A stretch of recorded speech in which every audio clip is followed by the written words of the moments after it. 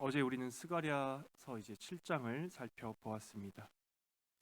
7장에서 하나님께서는 이스라엘 백성들의 위선과 형식을 지적하셨고, 또한 진정한 이웃 사랑을 다시금 명하셨죠.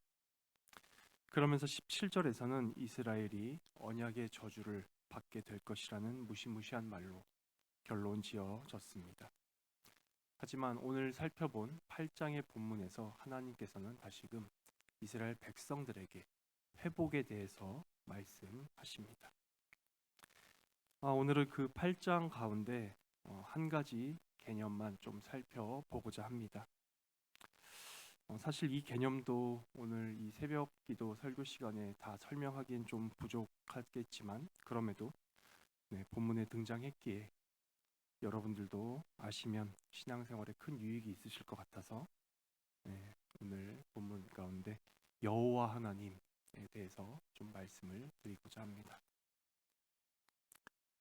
여러분들 가운데 질투라는 말을 들으면 여러분들은 어떤 느낌이 드시나요? 질투를 사전에서 찾아보면은 두 가지 뜻이 나오는데요.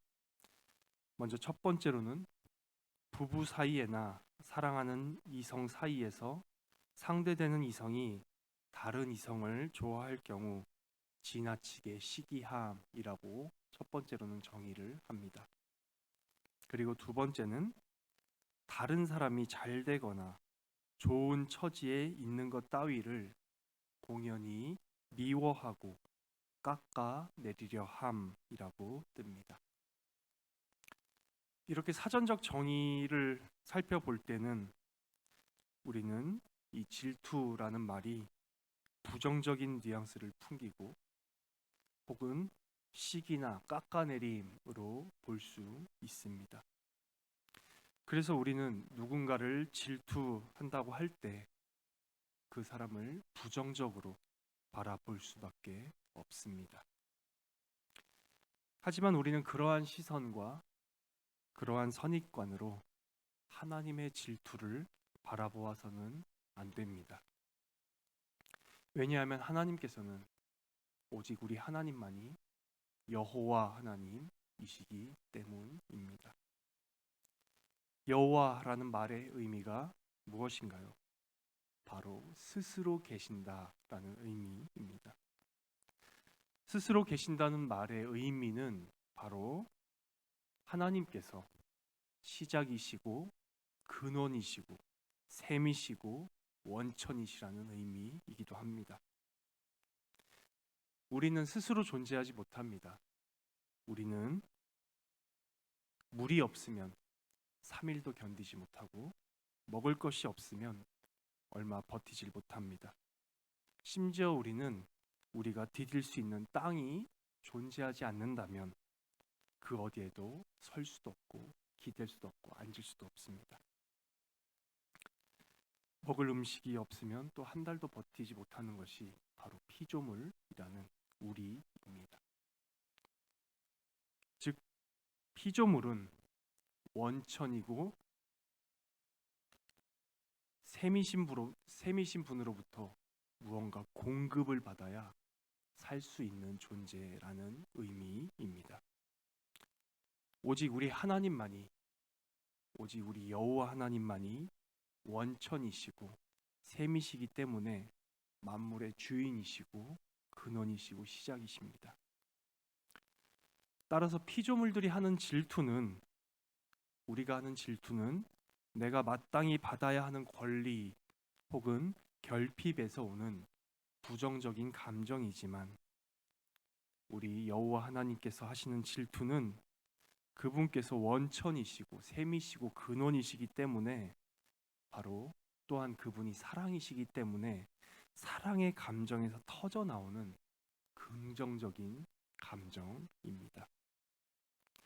오직 우리 삼위 하나님만이 시작이시고 원천이시고 근원이시고 셈이시기 때문에 피조물과 구별되셔서, 우리와 같은 피조물과 구별되셔서 스스로 존재하시는 여호와 하나님이십니다. 그래서 우리가 성경을 읽을 때 우리가 흔히 가지는 개념으로 하나님을 대하면 안 된다는 것이 오늘 본문에서 나옵니다. 하나님께서 하시는 그 질투의 또한 근본에는 사랑이 깔려 있습니다. 왜냐하면 하나님께서는 그분 자체가 사랑이시기 때문입니다. 요한일서 4장 16절입니다. 하나님이 우리를 사랑하시는 사랑을 우리가 알고 믿었노니 하나님은 사랑이시니라. 하나님께서 우리를 사랑하신다 또는 하나님께서 무언가를 사랑하신다가 아니라 그냥 하나님은 사랑이시다라고 요한은 정의합니다. 하나님께서 사랑이시다라는 말의 의미는 바로 하나님께서 하시는 모든 일의 바탕과 동기와 시작과 근원이 오직 사랑이라는 감정에서 모든 것을 하신다는 의미입니다. 그렇기 때문에 하나님께서 심지어 우리가 생각하는 부정적인 감정인 질투를 하신다 함에도 오직 우리 하나님께서는 그 질투조차도 사랑이라는 감정에서 하시기 때문에 바로 긍정적 의미의 질투이십니다. 또한 하나님께서 질투하신다는 말 자체도 우리에게는 복음이면서 기쁜 소식입니다. 왜 하나님께서 질투하신다는 말이 우리에게 복음이면서 기쁜 소식이 될까요? 먼저 하나님께서 이스라엘 백성들에게 질투하시는 내용을 성경에서 두 군데만 살펴보고자 합니다. 먼저 하나님께서는 이스라엘 백성들이 하나님을 버리고 우상을 섬길 때 질투하신다고 하셨습니다. 출애굽기 34장 14절 말씀입니다. 너는 다른 신에게 절하지 말라. 여호와는 질투라 이름하는 질투의 하나님이니라. 또 신명기 4장 24절입니다. 내 하나님 여호와는 소멸하는 불이시요 질투하시는 하나님이시니라. 아멘. 이스라엘 백성들은 구약 시대 내내 하나님과 우상을 겸하여 섬겼습니다. 사실 우상을 겸하여 섬겼다라고 표현하지만 우상을 섬긴다는 핑계 삼아 그냥 자기들 마음대로 늘 살았습니다. 우상을 섬긴다는 것은 바로 자기 자신을 섬긴다는 의미이고 또한 그것은 스스로 하나님이 되고 싶어하는 원죄로부터 시작되었기 때문입니다. 하지만 하나님께서는 계속 이스라엘 백성들에게 돌아오라고, 돌이키라고, 회개하라고 말씀하셨지만 끝끝내 하나님의 말씀을 이스라엘 백성들은 거역하며 하나님과 우상을 겸하여 섬겼습니다. 그러자 하나님께서 질투하시면서 하나님의 영광을 성전에서 떠나십니다. 에스겔 9장부터 11장 25절에까지가 바로 이러한 내용을 담고 있습니다. 하나님의 영광이 떠난 이스라엘은 어떻게 되었을까요? 하나님의 영광이 떠났기 때문에 하나님과의 교제도 끊어지고 은혜의 공급도 끊어지며 영적으로 점점 더 피폐해지고 숨만 쉬고 살아가고 있지만 하나님께로부터 영적인 생명을 공급받지 못하는 그러한 상태가 되어버렸습니다. 그렇게 바벨론 포로로 이스라엘 백성들은 끌려가게 됩니다.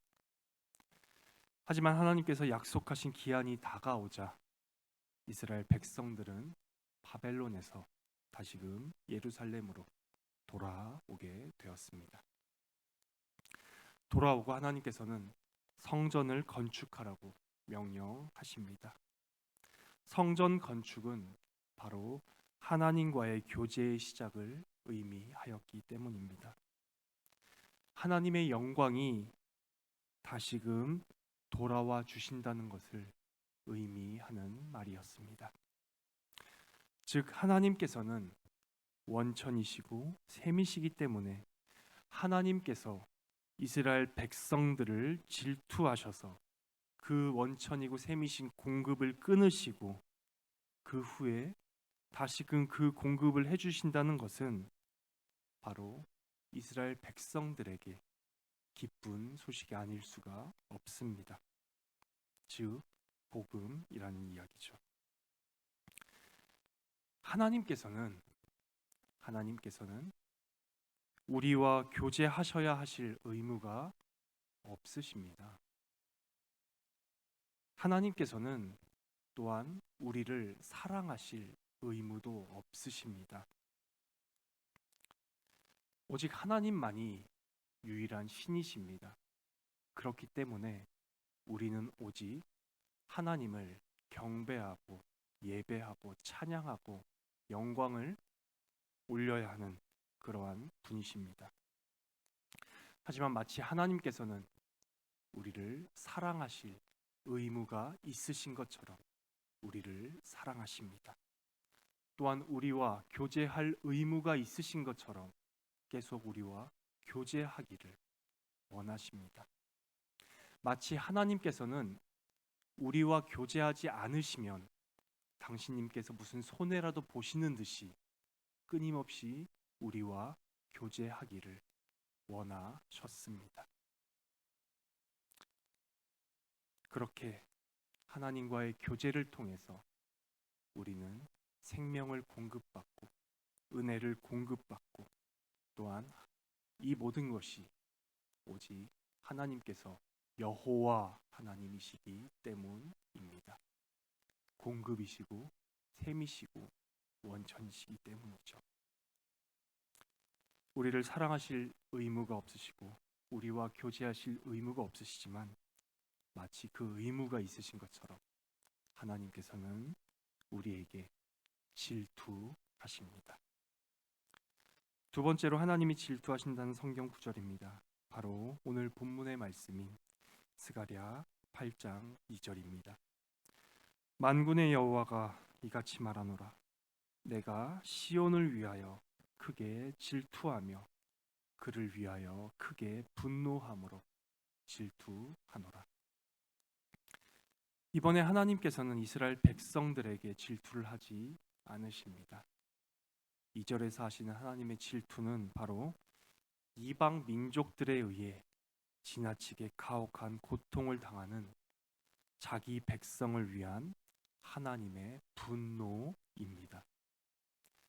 바로 시온의 회복을 위해 아무런 움직임도 보이지 않고 자기 자신들의 안위만을 도모하는 이방 민족을 향한 하나님의 진노이며 분노였습니다. 또한 이러한 분노는 바로 하나님께서 시온에 돌아와 예루살렘 가운데 거한다는 선포로 이어집니다. 3절입니다. 여호와가 이같이 말하노라. 내가 시온에 돌아와 예루살렘 가운데 거하리니 예루살렘은 진리의 성읍이라 일컫겠고 만군의 여호와의 사는 성산이라 일컫게 되리라. 3절의 거하리니 라는 단어는 바로 하나님께서 시내산에서 모세에게 성막을 건축하라고 명령하셨을 때 사용된 그 단어입니다. 출애굽기 25장 8절입니다. 내가 그들 중에 거할 성소를 그들이 나를 위하여 짓되. 바로 하나님께서 친히 하나님의 성전에 계시면서 이스라엘 백성들, 즉 시온의 백성들 가운데 거주하시겠다고 말씀하시는 내용입니다. 이것은 바로 하나님의 나라와 신앙 공동체의 회복을 의미하며 이스라엘 백성들을 괴롭힌 이방 국가를 향한 하나님의 진노의 시작이기도 합니다. 오늘 설교의 결론입니다.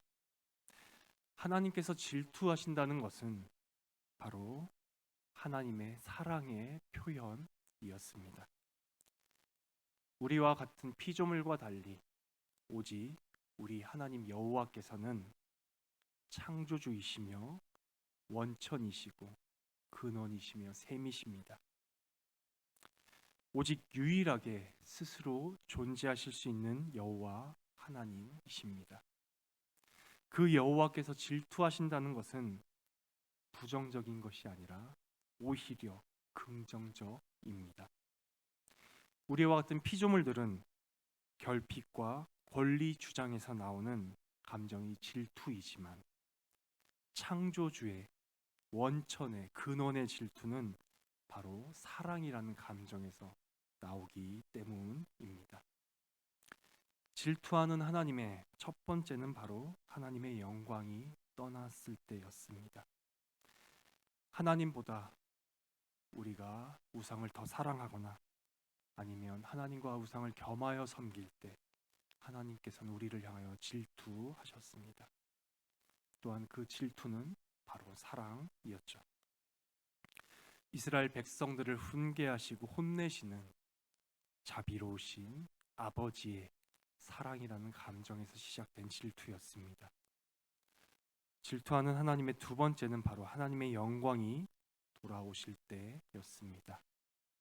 하지만 이때는 이방 민족들에 의해 지나친 고통을 당하는 자기 백성을 위한 하나님의 분노이면서 이스라엘 백성들에겐 사랑이었죠. 하나님의 질투는 모두 사랑에서 기반하는 하나님의 영광이기 때문에 하나님의 질투는 우리에게 기쁜 소식이면서 또한 복음입니다.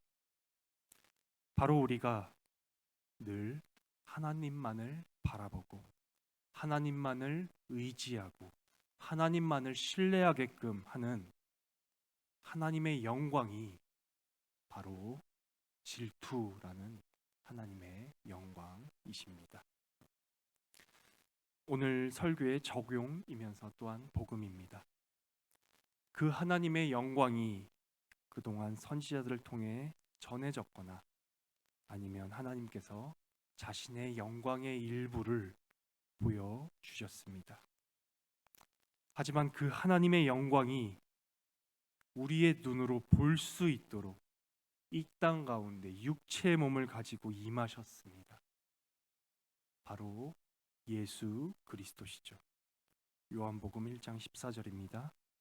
말씀이 육신이 되어 우리 가운데 거하심에 우리가 그의 영광을 보니 아버지의 독생자의 영광이요 은혜와 진리가 충만하더라. 하나님의 사랑, 하나님의 자비, 하나님의 오래 참으심, 하나님의 거룩, 하나님의 공의, 하나님의 은혜, 하나님의 전지전능하심이 바로 우리가 직접 볼 수 있고 알 수 있고 들을 수 있도록 하나님께서 사람이 되셨습니다. 또한 거하셨습니다. 방금 읽은 요한복음 가운데 우리 가운데 거하심에라는 구절은 성막을 만들어서 하나님께서 거하신다는 그 표현과 같은 표현이고 또한 오늘 본문의 말씀의 3절에서 말하는 거하리니라는 표현과 같은 표현인 원어가 쓰였습니다. 그리스도께로 오십시오. 수고하고 무거운 짐진 자들아 다 내게로 오라. 내가 너희를 쉬게 하리라.